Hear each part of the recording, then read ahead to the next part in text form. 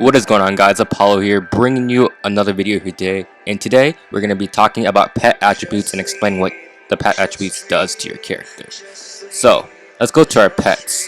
People have been asking me questions about their Evo stats regarding giving their player tune stats. For example, for Skeleton King, you can see that it increases our crit reduction by a hefty amount, as well as some dodge, health, and damage.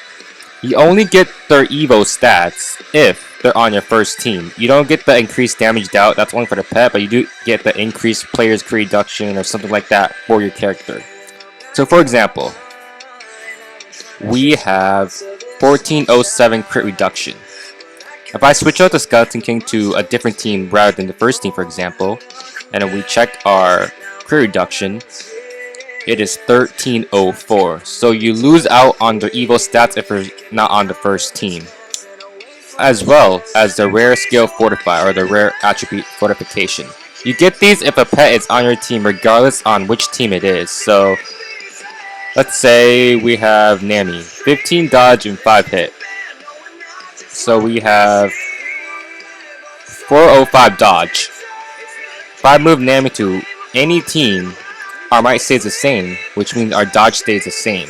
But if we get rid of Nami, our dodge drops by 15%, so it's now 390. So a pet has to be on your team to get the rare skill or the rare attribute fortify, and a pet has to be on your first team to get the Evo stats. It can be on the left or the right, they just have to be on your first team to get their Evo stats. Now, for their synergy buffs, these only increases the pet attributes, not your own character's attributes. But it's best to have them to buff up your pet's stats. Now for the clans, as you can see, when you go to check clan attributes, we have all these stats that give your pets these big stats. And your character gets 10% of all these stats. So like 65% crit rate, 65% crit resist, 150% crit damage, 150% crit reduction. Your character gets 10% of all those stats, so you get like 6.5% of crit rate and crit resist, and 15% of the crit damage and crit reduction.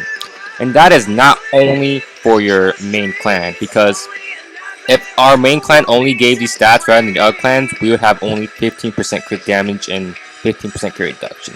But as you can see in our player attribute, we have 45% crit rate, 40% crit resist, 82% crit damage, and 90% crit reduction. That means all these clans, you get 10% of their total stats. So for Cloud, we get 10% of all these stats. Wind, we get 10% of all these stats, and etc. So you get 10% stat of each of these clans if they're marked in green. So for, let's see, Cloud, I can't get these stats, but the ones marked or highlighted in green, that means I have those stats, 10% of them. So it's best to upgrade each of your pet clans to a higher level so you can get most of these stats, because they're worth it in the long run. As you can see in the player attribute, I have like 90% crit reduction and 82% crit damage and etc. for all the pet clans combined. So it's pretty useful, guys. So make sure to focus on your pet clans. So that's it for this pet attributes explained, guys. Just want to make a quick video on explaining these pet attributes, since some people have many questions and don't know how they work.